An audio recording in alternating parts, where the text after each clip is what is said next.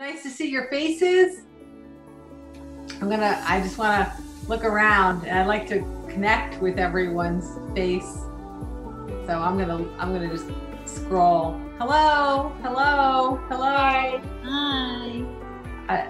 There was a couple of emails I didn't get to today still, so I will, so be patient. But I'll get to them. Thank you for all the homeworks that you handed in. That was amazing. Desiree, I'll answer yours tomorrow, but thank you. I really appreciated that. We've had quite the time. I like reading these homework assignments from this past focus and the one before, because it really shows that, number one, we are real. I mean, sometimes things are not that easy, and it's kind of interesting that people are sharing some of the things that they truly struggle with. And the other thing is how creative and resilient and resourceful everyone is. And it's nice to see that the time home is giving opportunity for people to start to seek new ways of managing their day or their time or their focus or their future or their attitudes. But when we're doing it for as long of a period as we are, it's enough time to break non-productive habits and replace it with productive habits. And that's really kind of the beauty of it, is to be able to make a shift. I hear different schools of thought about how long it takes to create a habit. What I've always gotten from guides is that it takes about 21 days of constant and consistent effort toward a new focus to create that habit. So whatever it is you're doing, if you're going to do it for 21 days, good or bad, just be mindful that you're going to feel some kind of an urge, even if it's physiological or mental. You're going to feel some kind of an urge to continue that, which is a great reason to be aware of what things you're doing on a daily basis. If you're doing things haphazardly, just when it strikes you, it's not as apt to create a feeling. It's interesting, like they even did studies of, if people remember, daily soap operas. You know, if you're pumping out an hour show every day, the quality is not going to be necessarily something to, give Oscars over. But what was going on is that when people were pausing in their day and watching for an hour, the characters, the cast of characters and the settings, the habit made it feel as though they were with family. So even during periods that were difficult in their life, they felt more comfort because they were with people that they knew. That's how they feel, is that they're with people that they know. So everything, did you ever watch a great series, binge watch on Netflix, and then all of a sudden it's over, and you get, the next day, whatever time it was that you watched, the next day at that time, you're like, oh, the show's over, because you can feel that your physiology is expecting the same thing to happen at the same time. Oh, it's Maria's birthday. Today's your birthday? Let me see that pretty girl's face. Where are you? Where'd she go? Oh, I can't find her. She's there. Maria, speak up. Unmute yourself so I can say happy birthday to you. Hold on. Oh, there she is. Hello. Happy birthday. Thank you. It's really tomorrow. All right. So consider this your first caravan drive-by. Okay. Let's all beep our horn. Beep, beep, beep, beep, beep, beep. Happy birthday. Thank you. Birthday. Cool. Thanks for being a good sport and letting everybody see your face. All right, cool. All right, so let's get back to happy birthday. I just want to make sure I'm keeping the new messages. Happy birthday, more happy birthdays. You're the celebrity of the day. All right, so just we still don't know exactly how much more time we're going to have that we're compromised in where we can go and places we can do things and all that. So even if we have another 3 weeks before we're at full gear again, you still have enough time to form a habit. And it doesn't have to be something tedious, and it really doesn't have to be something that you're doing for an hour a day. It could be something that you're doing for 5 minutes a day. It could be 10 minutes a day. It could be 15 minutes a day. But the idea is that when you do it consistently and use whatever reminder you need to trigger the thought to do it each day, it will become a habit. It becomes a part of your being. It becomes a part of your vibrational energy. So put it out there to yourself that if you have not yet formed consistent patterns of during Corona, that you're going to want to continue in moving forward. Take the next 21 days to choose at least one change in behavior or one change in action that you feel you will focus on consistently and that you want to move forward with it. You'll see it's a part of lifestyle, and it'll be something that's easy to continue in the future. But I am really happy to see that in how I get myself out of the way answers from the homework assignments, a lot of people have changed habits and easily and willingly and quickly found the new benefits in choosing downtime, walks in nature, different ways of looking at things, crafting, whatever it is that they're doing, they're finding the value in it, they're finding the benefit in it. I know if you're in the Northeast, we've been having some unusually crummy weather. I woke up this morning and I'm like, I don't know how I moved to Seattle without my own permission, but apparently I now live in Seattle. But even though we'd rather be outside in the sunshine and singing with the birds and picking daisies, at least I would, it's interesting to note that the compelled downtime without having necessarily as much outdoor opportunity where we can be moving and doing the things that we may love outdoors, it's interesting that we're confined like that, which is compelling us to find ways that are not dependent on something external to get ourselves out of the way. So there are many people that don't like outdoor exercise or walking in nature from, November through March or February in the Northeast or whatever colder climates there are. So how would you take that new good behavior that you find so helpful, and how would you move it past the month of November? How would you move it into becoming a lifestyle if you're externally dependent on only being outdoors? So that's one more example of how interesting Corona is helping us find our internal drivers, to find what makes us motivated that's not driven from outside experiences. So just think of that one point, and for the next 3 weeks, think about how you can connect with that internal compass. And how can you do that on a daily basis so that it's a part of your life?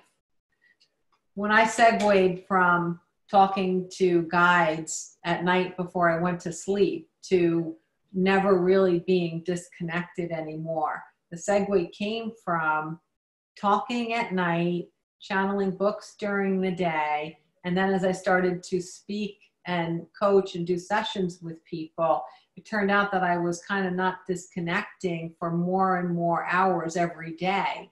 So I moved from being one who was earthbound, then connected, earthbound, then connected, earthbound, then connected, to being one that's almost entirely connected.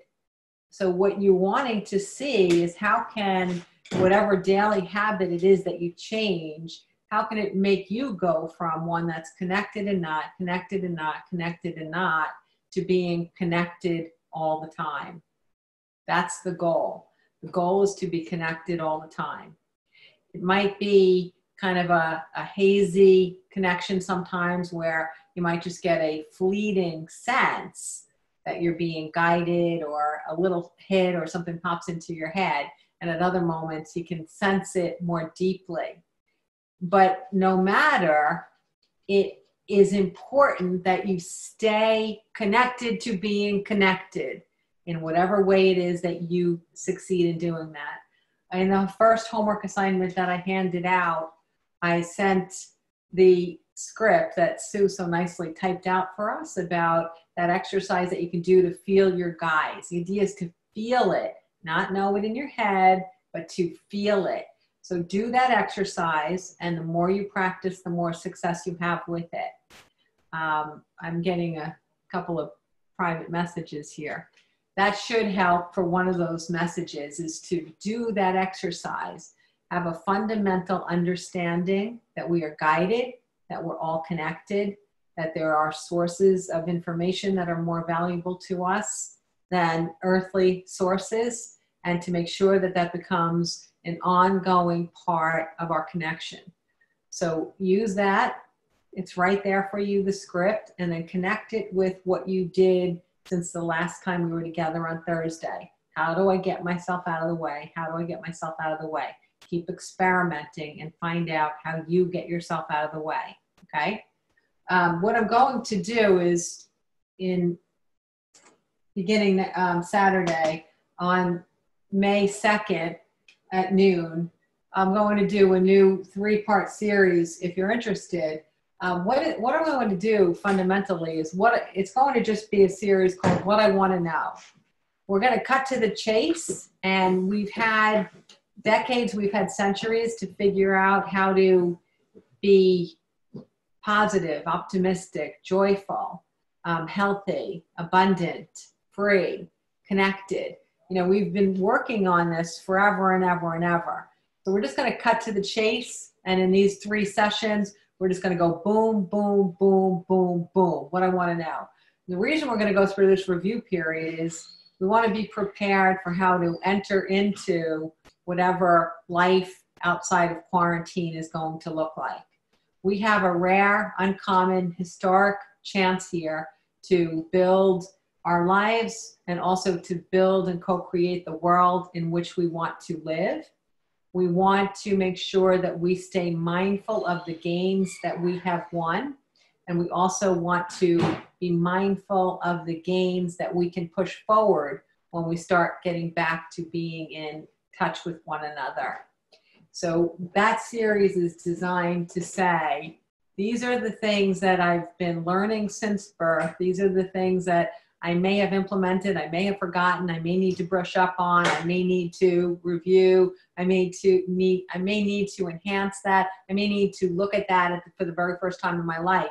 But what we want to do is, when we actually enter into the world of, you know, living, breathing people that can touch and hug again, we want to be prepared to take the value of this period of isolation and push it forward in our personal lives and globally as well. So that series will cover that. Another thing I'm going to be doing is, this came through someone who's online, so she'll probably peek up as soon as I say this. But I'm looking at a lot of you right now. Raise your hand if you've read the book, The Answers. Have you read the book? I've read it. Okay. It's, I'm going to just scroll one more time. Just raise your hand if you've read the book. Okay, so a fair number, at least half of you have read the book. I don't know which version most of you have, but I released 2 versions of the book. When I first channeled it, I released a version where the souls that I was connecting with, I told who was authoring those passages in that book.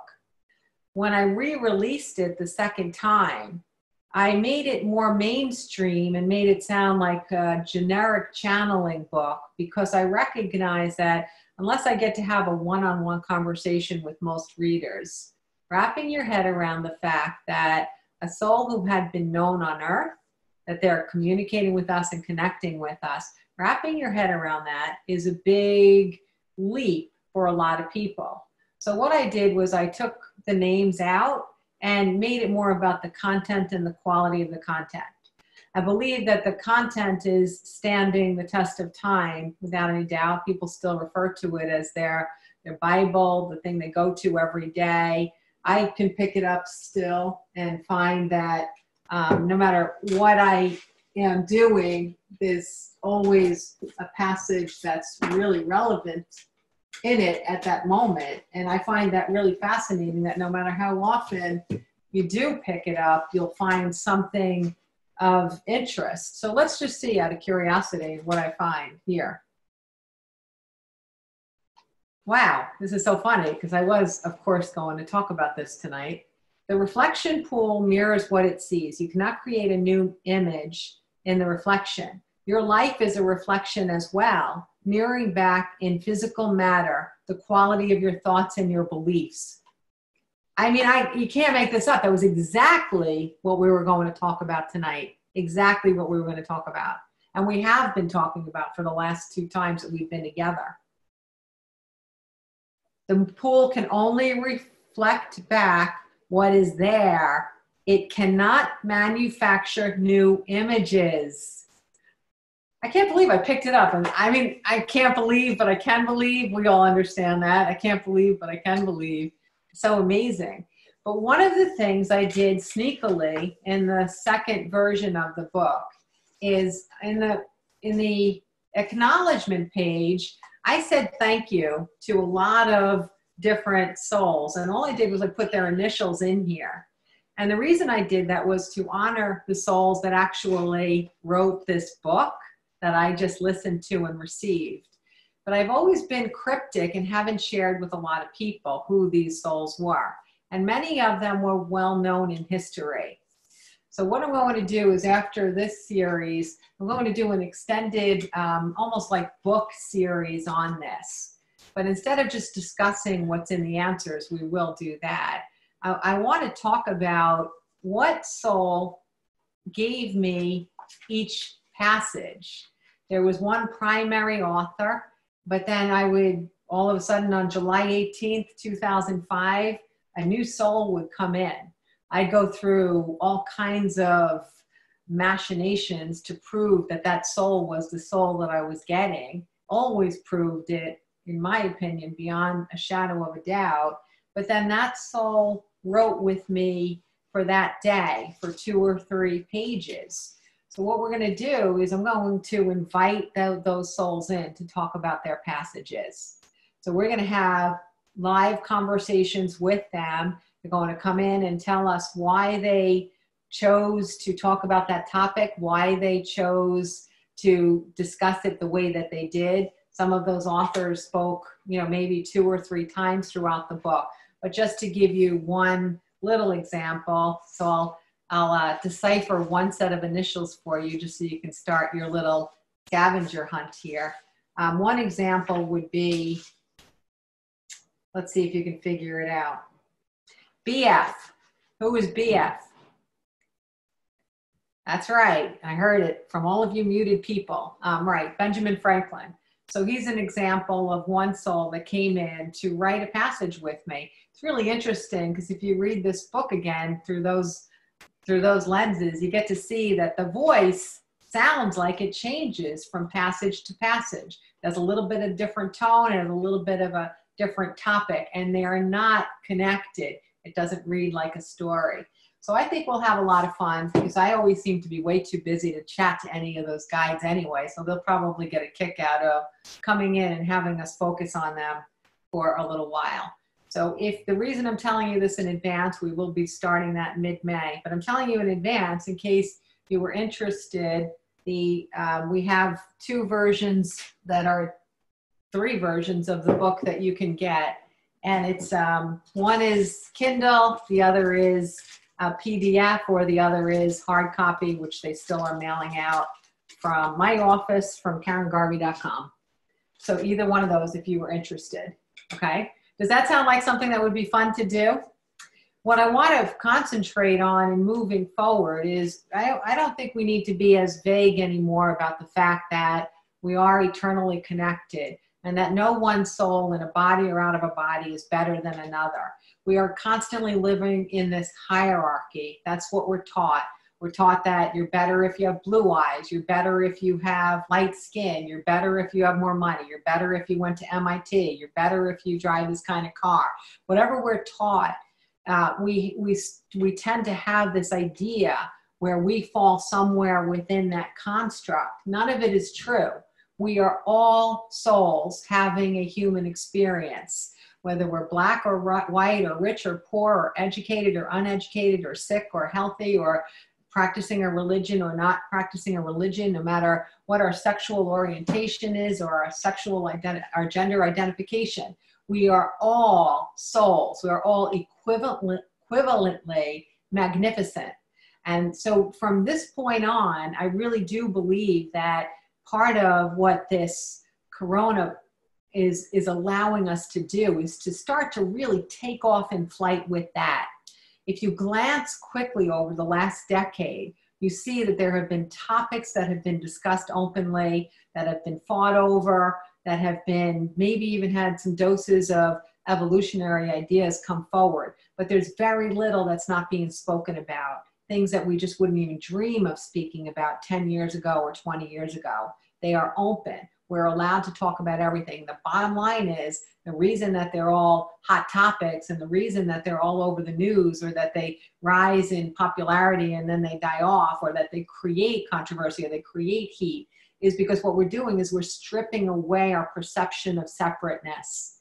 We're stripping away our perception that any one person or any one group of people is better than another. This is necessary. You know, we've chiseled and we've chiseled and we've chiseled and we've chiseled. But I believe that the people who are beacons of light, like every person that's on this call with us right now, that we're the ones that can move these concepts forward unequivocally. We don't have permission anymore to be silent. We don't have to be violent. We don't have to be aggressive. We don't even have to be violent in our thoughts, but we do want to be mindfully connected to moving to a place where every single person on this planet has the same right as every other person on this planet. All right. So by just doing something as simple as connecting with the souls who actually wrote this book, I feel like we're stripping away the idea of there being a hierarchy of one soul being another. There are no souls that are better than others. There might be some that have more wisdom. There might be some that have different kinds of wisdom, but there is no soul that is better than another soul. There is no hierarchy of better or worse. And we can all move forward with that concept and help others to move forward with that as well. I jotted down a couple of notes about some of the homeworks,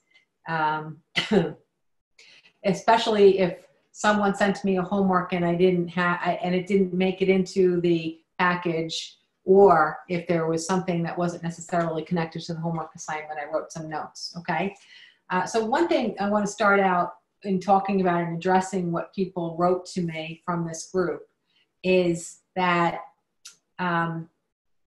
someone was saying how she really understood the value of not watching the news and not saturating yourself in it. But what she suggested is that she does watch stories about children who are abused, and she does feel herself feeling uncomfortable about it. But what she does is she uses it as a launching pad to send love and healing energy to the children. So this is a way that she feels that she has power in a situation that she feels disempowered in, okay? My explanation for that is that we will be able to probably during most of our lifetimes, I hope the energy of 2020 takes root fast enough and we could say by 2030, this opportunity won't be here for us anymore. But right now, there's always plenty of crummy stuff to look at on the earth, plenty. We can look anywhere near or far and we can find out things that are disharmonious, and we can find things that are incredibly not soulful, incredibly below the line. So since there's so much opportunity to focus on negativity, what I have found is what works is that I don't focus on it. I can be aware and I can probably rattle off, I can probably rattle off in 50 seconds, 50 shitty things that are happening on this planet right now. But if I then start watching stories, or I watch documentaries, or I read books, or I immerse myself in the pain that other people are experiencing, especially if there has been no resolution, what I'm doing is I'm changing my vibration to the level of the pain center. When I change my vibration to the level of the pain center, the center of the pain, I'm actually making the challenge greater by adding to the existent energy. So I don't have the luxury to do that, do I? Imagine I just watched something of, you know, I don't even want to say it, but like animals being harmed. And then I came on to this show with you guys tonight. What are the chances that you would feel the vibration of love coming from me or emanating from me? You probably wouldn't feel it. I might be able to say the same words, but you're not going to feel the same vibration because I'm not going to be vibrating the same place. And if I'm not vibrating from way above the line, I can't provide the same amount of benefit to anyone that I ever speak with. I just can't. So I don't go there. What I do is if I hear of a story, I think to myself, is there a positive action I would like to take?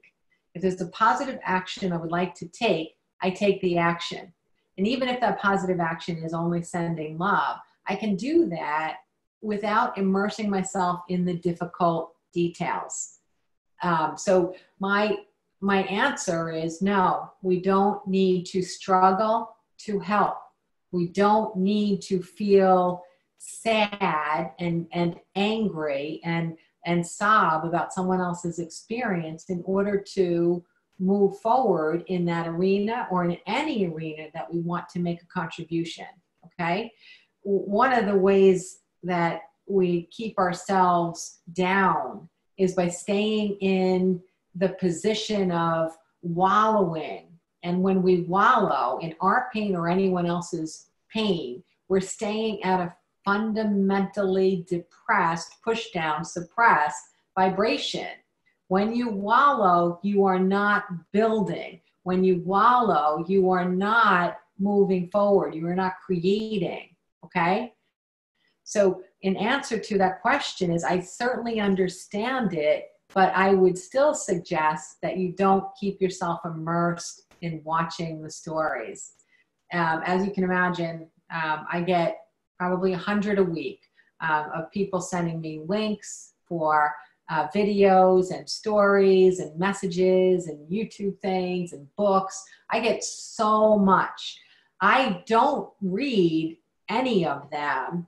And even if I'm like looking at a video, if I see any sense of negativity in it, I will not watch the whole thing because I can still feel my vibration declining. A lot of people think that that means that I'm ignorant. I'm not ignorant because you know what I rely on more than man-made matter? I rely more on my intuition than I do saturation. Does everyone understand that? And if you start listening to your intuition about matters that pull at your heart, you'll have a better opportunity to give more love and resources or anything that you want to give to that situation because you won't be depleted. You won't be depressed. You won't be suppressed.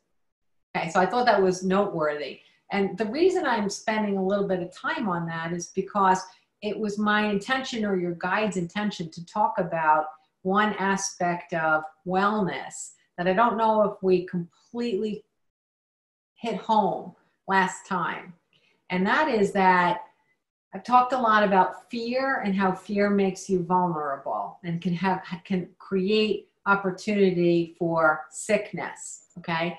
But the other thing is that if you live in a state of I'm trying to think of how to say this without being rude or anything, but if you sob for every problem on the planet and you're always living in sadness for other people's sadness and their pain, you actually make your own selves vulnerable. If you live in that state, you leave yourself unprotected. You leave yourself vulnerable. You leave yourself open.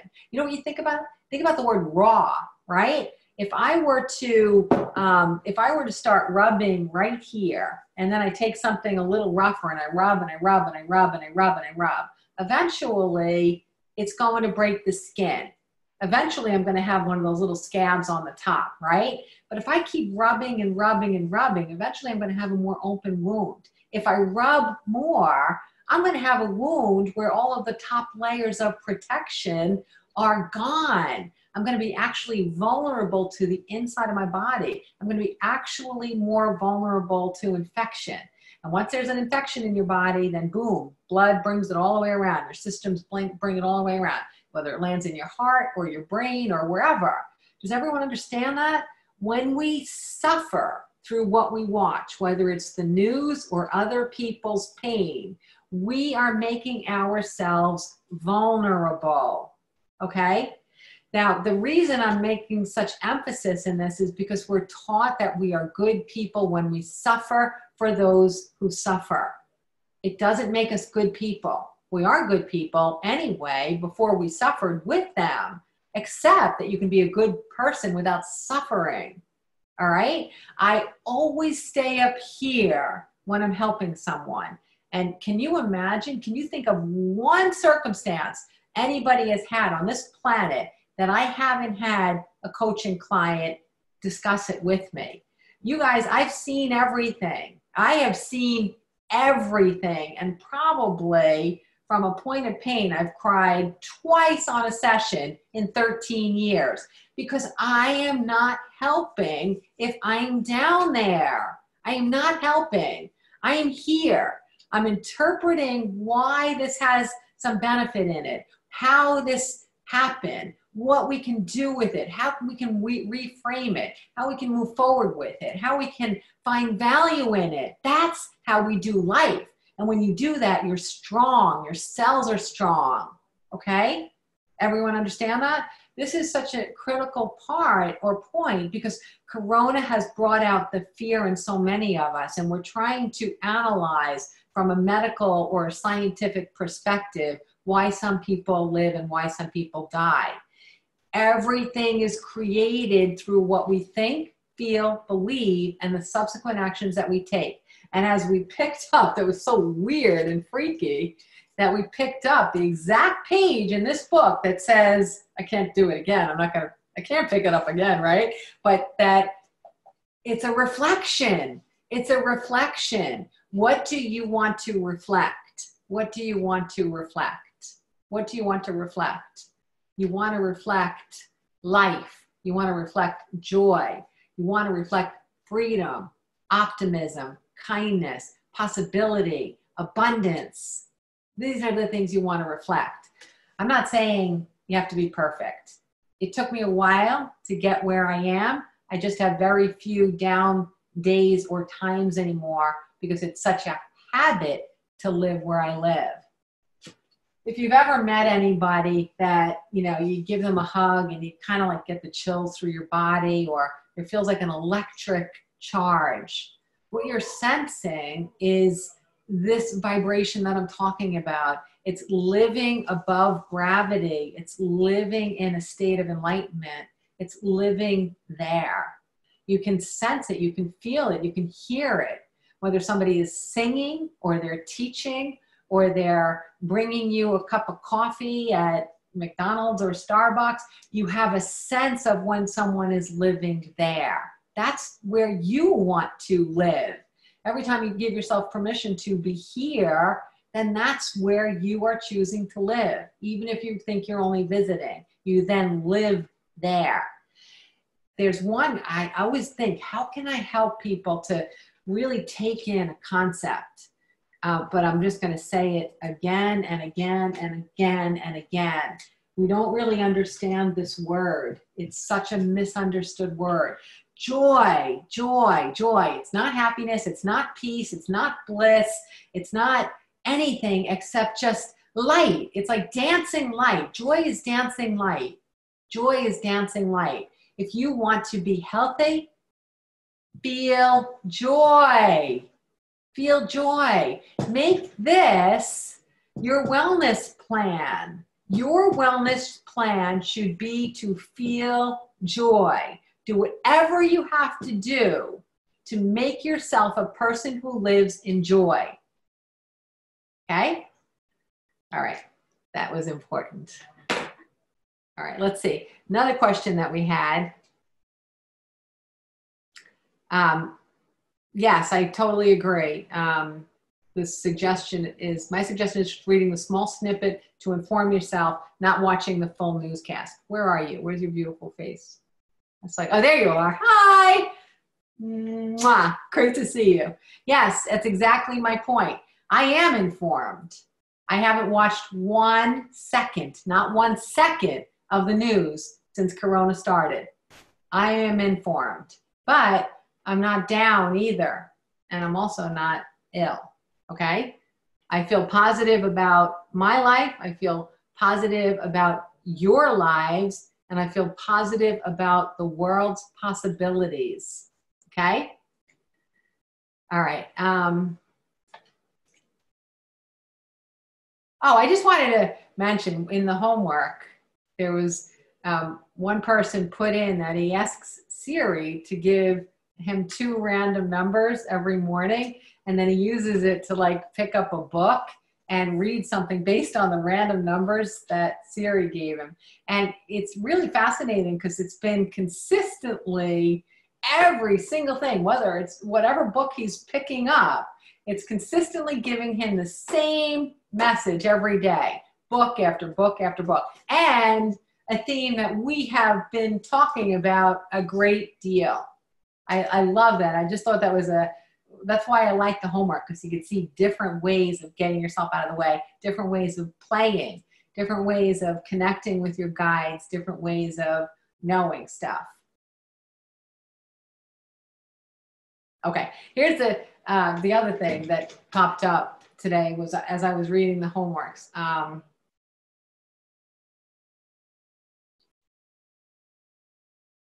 I think about this a lot.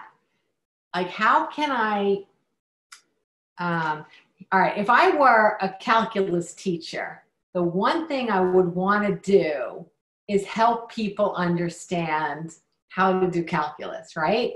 Like, if I were a calculus teacher, I would spend so much time just trying to figure out how to get it from here into the kids. Like, how would I get the students to understand calculus? I would obsess over it. How would I get them to know this? It wouldn't be enough to teach it. It wouldn't be enough to show problems. It wouldn't be enough to write on the board. It wouldn't be enough to give homework. It wouldn't be enough to test. For me, that would not be enough, because I know how hard it is for them to get those numbers into understanding calculus, right? Well, here's my spiritual calculus for you guys that I always try to think of creative ways to get this known, okay? And what it is, it's so important now as we're going to be moving forward into creating a new world, all right? And that is, spiritual development is not hard work. It's not. It's not. It's not hard work. If you are working too hard, you're not doing it right. Spiritual development is remembering what you know. It's getting yourself out of the way. It's trusting all of the sources that you rely on. It's putting in effort. It's setting an intention. It's all of those things, but it's not hard work. Okay?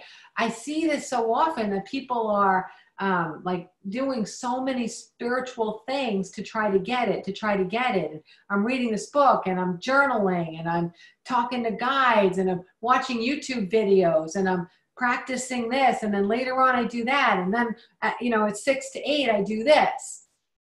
No, it's not how it works. It's the opposite of that. You can't force it. You have to allow it. It's a shift. An aha moment. Everybody knows what an aha moment is, right? Everyone knows what an aha moment is. An aha moment. Raise your hand if you've had an aha moment in your life. Have you ever had an aha moment, right? When you have that aha moment, you can't go back. You are there now forever and ever and ever, right? That's what spiritual development is. It's moving through another door. It's remembering something that you forgot. It's doing something that now feels resonant, familiar, good, strong, filled with possibilities, magic. It feels like the absence of ignorance. It feels like life. No matter how big or how small the aha moment is, it feels like life. It feels like you regained life, okay? So what you want to recognize is set the intention to have your aha moments, but don't work so hard that you are putting a big resistance between you and the aha moments, okay? When you work too hard and you make it something you obsess about, when you make it something you struggle with, when you make it something that you complain about or you cry about or you get angry about or disappointed about, when you live there, the aha moments can't come because you can't force them. You want to allow them. That's why I always talk about getting yourself out of the way. That's why I talk about what we talked about, going for a walk and Grenada doing yoga. What else? Let me see this. Oh, this looks really interesting. Let's see.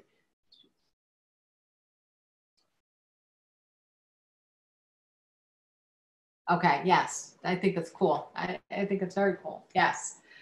Everybody can read this, I think. Oh, there's another message too. Someone wrote, and I've talked about this at great length, especially in my intuition development classes, but many aha moments happen in the shower or on a run. Yes, absolutely. That's where I still get so many aha moments, is in the shower or on a run. Yes, because you're not forcing anything. You're not working too hard. Okay. Like I was just talking with someone today that this is a pattern that's really working. But if tomorrow it doesn't work, don't do it. Don't force it. The little truth is sometimes you have to push through something and give it a possibility. But don't keep doing something if you're not feeling connected to it, if you're not engaged in it, if it's not feeling right. Did you ever hear of like a new agey kind of spiritual thing that's going to solve all your problems and it's going to make you resolve all your childhood issues and it's going to make you feel good and whole? You ever hear of something like that and then you just kind of like dive into it? You have hope and all, but it's all it is another way of trying to get you to do exactly the same thing, which is to quiet your mind, give yourself a new frame of reference, see things differently, remember what you know inside. But if you hear of some kind of way of doing something and it doesn't resonate with you, don't do it. If it doesn't resonate, it's your intuition saying this is not going to be the right attempt or technique for me. Here's a really interesting way to illustrate this. For many years, I had lots of families with autistic children showing up. And so I was coaching a lot of families and caregivers, and oftentimes the child would be present for sessions and so on. And when you are living like that and you have a child and you want them to have the best possible outcome for their life, the best possible happiness for their life, you sometimes put on a little bit of blinders and have hope, and you might misdirect your hope for a miracle cure. And over and over and over again, I've had clients come to me and say, I just read this, and this is a scientist here, and this just came out of this medical research facility in this place or that place, or this is going on in Tijuana, or I got to fly down here, or I just heard about this, or we got to take this. And what I always say is, do I get an intuitive hit if it's going to be the answer or not? Yes. But what I ask people is, does it resonate? Does it feel like it's igniting something in you? Does it feel soulfully connected to possibility? Does it feel like you're being manipulated? Does it feel too good to be true? Are you listening to people express joy? Or are you just listening to stories that sound like they're beating an answer into you? You even know whether something is going to work or not. You want to really, really trust yourself. I'm sure a lot of people have seen this with me. Some people will end a session and say, when would be a good time for us to speak again? Should I talk to you in a week? Should I talk to you in a month? What's a good rhythm? How do people do this? And I could probably have made 3 times as much money if I give an answer that would serve me. But the answer I always give is that you will know. You will know. You have free will. You have intuition. I trust your intuition. I trust that you are a spark of creation itself, so that you are omniscient. I trust that. And I want you to trust that too. When you gain trust in your own wisdom, those aha moments happen more readily. They happen more frequently. It's trusting that you have the same access to information. What I will say is that there are tools that we can use that help us scrape off all of the masks and layers that we've accumulated from childhood. So using those tools to get you back there can be incredibly helpful. But know the difference between a tool and a chase. A tool will uncover something. A chase will be something that's always farther away from you the more you pursue it. Okay? A tool at least gives you a spark of feeling this is good. A chase is something that you will never catch up to. I want to answer questions. Write some questions in the chat room right now. I'll take a few minutes to answer questions. And I'll also just pull everybody up and see if anybody's raising their hand with a question right now. Anybody have a specific question?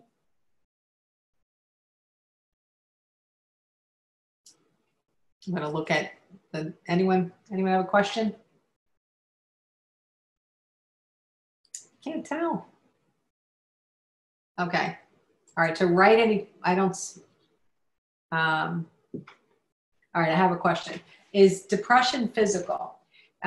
Every single thing that we experience on earth is a reflection of a separation from some soulful wisdom that we have forgotten. Nothing originates on earth.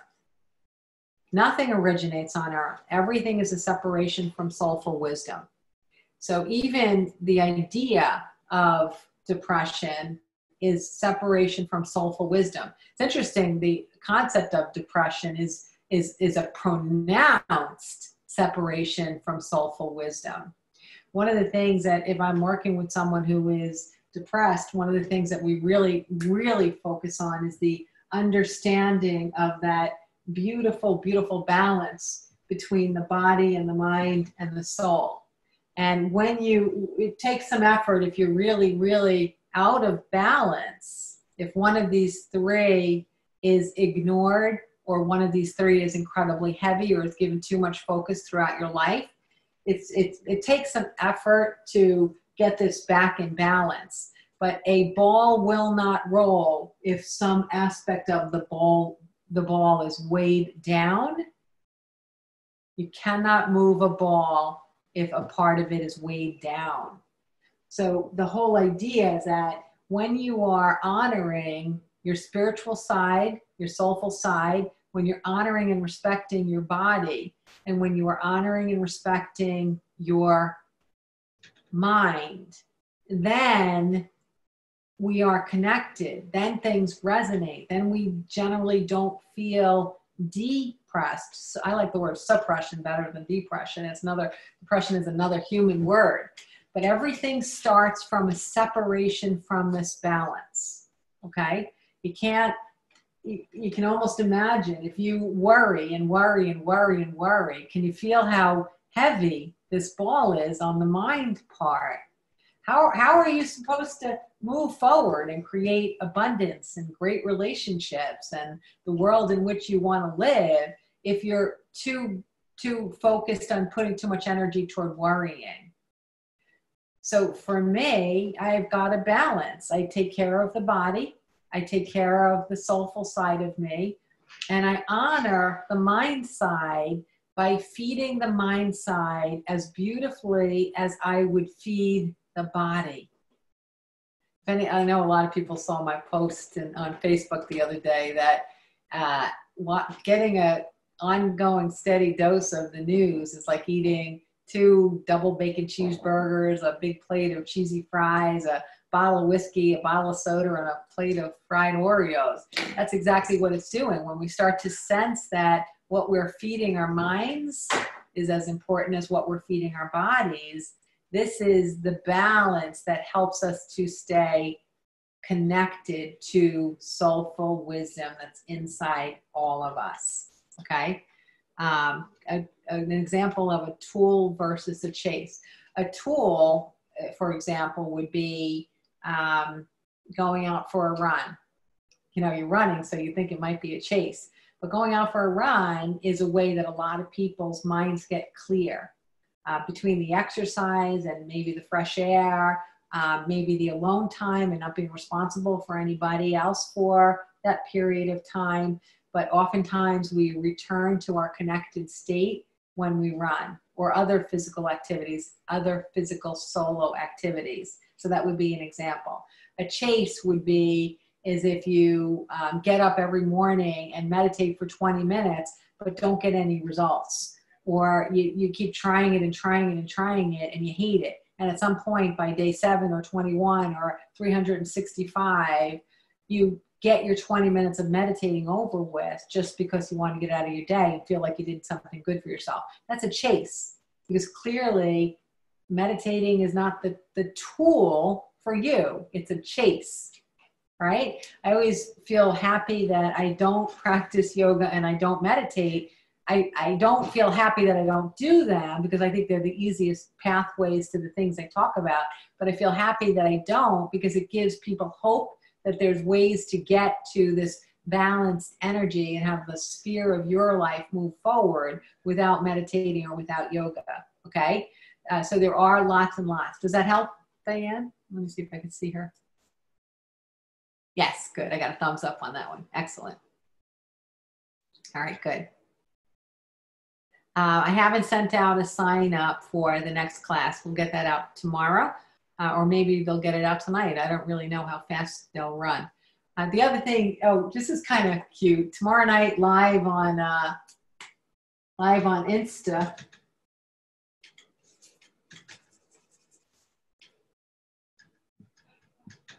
I'll be on a show.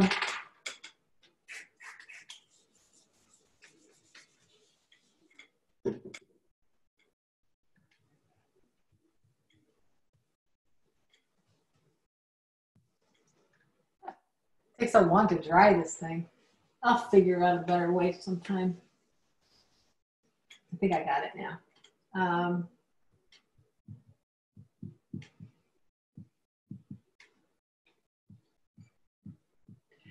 It's a well-known rapper named Fat Man Scoop. Oh, does that go backwards to you or not? I can't really tell. Fat Man Scoop, 7 p.m. is his show. I'll be on somewhere around 7:20 or 7:30 on Insta Live. You just look for Fat Man Scoop. And that's tomorrow Eastern time, 7. I'll be on at like 7:20 or 7:30. He's a wild ride. So, man, I could use a couple of friendly faces if you want to get in there and put in a good word for me, okay? Please. I adore him, but he is definitely a wild ride. So I really look forward to being on that show tomorrow night. So come and support me, please. I don't usually ask for support, but I could use a lot of friendly faces tomorrow night. I don't know if I'm on for a minute or a half hour, but I'm actually really looking forward to it. He's a nice guy, and I look forward to joining him. And let's see if there's any other questions.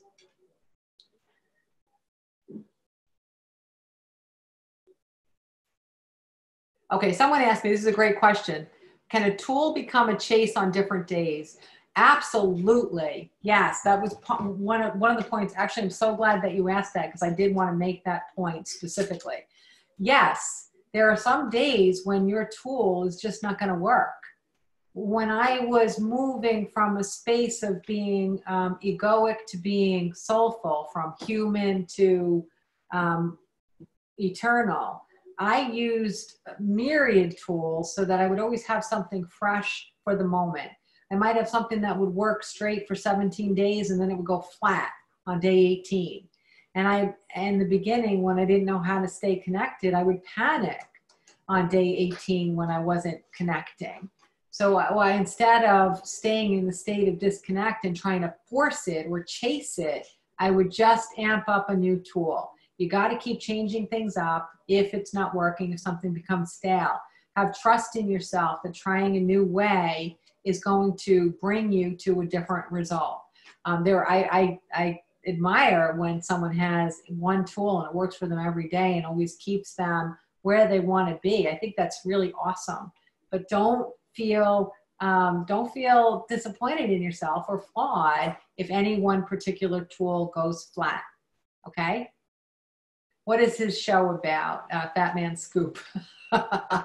He's pretty well known, and so people come on and ask him a lot of questions. And right now he's confined because of Corona, so he's bringing in a variety of guests, most of them, you know, well-known athletes, well-known rappers, well-known people in the music industry, and me. And we'll have a conversation and see how it goes. Hopefully I can add something to the conversation because he's funny. He's really funny.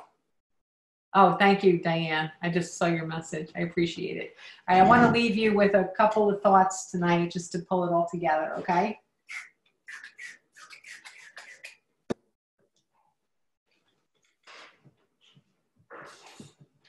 You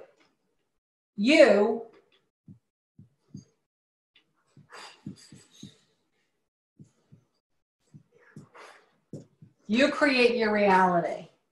You create your reality. You are amazing. You are unlimited. You are worthy. You are beautiful. You are love. You shine.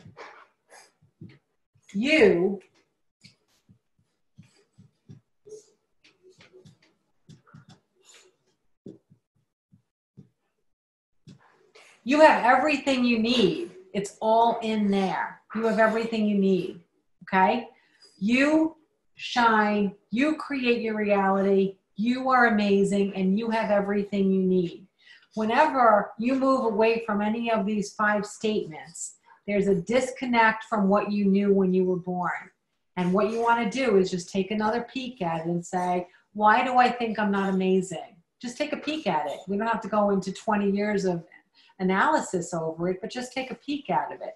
Why do I feel I'm not amazing? Oh, I don't feel amazing at this minute because I think that the person I'm talking with is like super educated and I don't think I'm that educated, so I feel inferior. I feel less than.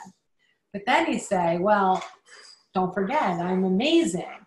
So maybe I am not as educated, but there's certainly something original about me that I'm bringing to this moment, because otherwise I wouldn't be in this moment.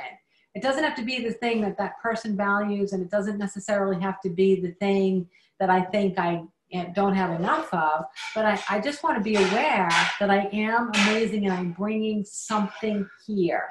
Just as our fingerprints are individual, 7 billion fingerprints around the world, I am original and I am originally amazing, okay? Okay, I am afraid when people don't wear their masks around me. Well, now, if you create your reality, what does them having masks on have anything to do with your reality? I know that sounds bold, but it's the truth, okay? If you want to feel critical of someone not wearing a mask, then you could be vulnerable to any virus or anything that they have going on if you want to feel superior to them because they don't have a mask on. It's so interesting how when you look at that, you create your reality. Every single thing that happens is an opportunity for you to make a discovery of where you might have separated from soulful wisdom, okay? So like I was driving in traffic a long, long time ago, back when I drove, and I was driving in traffic and I was on the Long Island Expressway, and someone did one of those cutoffs where, you know, like could have created an accident to me. And then I think he threw the finger up in the rearview mirror.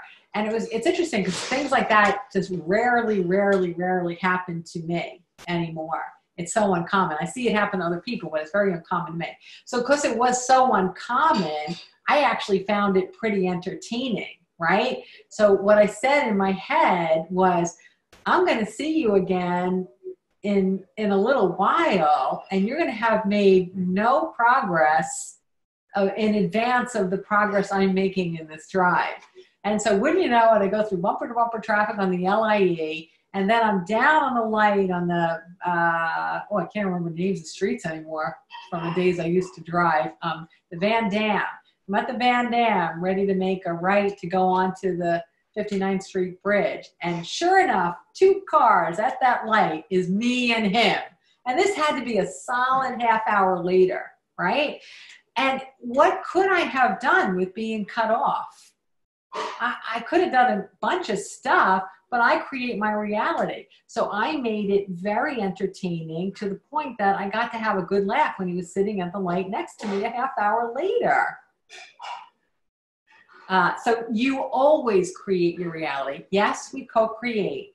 I'm trying to be expedient here and just summarize it easily. Yes, somebody cut me off. Yes, but whether or not that car hit me was going to be co-created by me, by what I think, by what I feel, by what I believe, by the actions I take, by where I live. Am I living here or am I living here? Am I living in fear? Am I living in pain? Am I living in love? Am I living in high vibrancy? Am I living in joy? I create it. I know we're a little bit running over. I just want to read a couple more questions quick before we go. Thank you so much for this private message.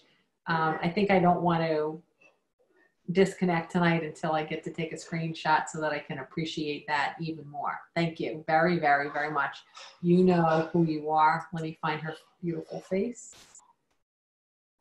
Where is she? I don't see her. Okay, thank you. You know who you are. Thank you for that really, really beautiful message. Do you plan to do a continuation of this class series? I will be announcing tomorrow the new series, which is really designed to cut to the chase of what we need to know to move forward after Corona. And good luck tomorrow night. Thanks. It was fun to share that with all you guys. I know I'll have a good time no matter what. And I think he'd probably get a kick out of seeing people that are not his typical audience maybe showing up and saying hello. I wonder what he got himself into. You guys are totally awesome. If I get a batch of homework assignments after tonight related to how I got myself out of the way, how I'm finding the world to be more soulful, if I get any, homeworks like that, even though the series is officially concluded, I still will send out another batch of those. And again, keep in mind or send me questions at Karen@KarenGarvey.com if you're interested in doing the series on the book. I'm going to find that really fascinating because every time I communicated with a soul that was channeling these passages through me, it was incredibly uplifting. You can't be not uplifted when you're having conversations with the creators of the wisdom in here. So I really look forward to that, and I appreciate the person who, she knows who she is online, who helped me co-create that possibility. I'm only going to put it out to limited clients because you really have to have a very high vibrational energy to even understand this conceptually, okay? This is definitely not going out on my public newsletter. So I'm only sharing it with some. So I look forward to seeing you all again, and thank you for being here tonight. And go create a marvelous, wonderful, joy-filled reality. Thank you. And you can all unmute and chat among yourselves for a minute if you'd like. Thanks, Karen. Thank you. Thank you. Thank you. Thank you. Thanks, Karen. Thank you. Thank you. Love you. Love you. Thank you. Thank you for all you provide for us. Thank you. Oh, Michelle, I didn't get to see your face tonight. I'm so happy. That's one of the reasons it's fun to stay on at the end, is to see faces I didn't get to see. Cool. Thank you. Hey, there she is. Good night, everybody. It was awesome, as usual. Love to everybody. Good night. Ciao.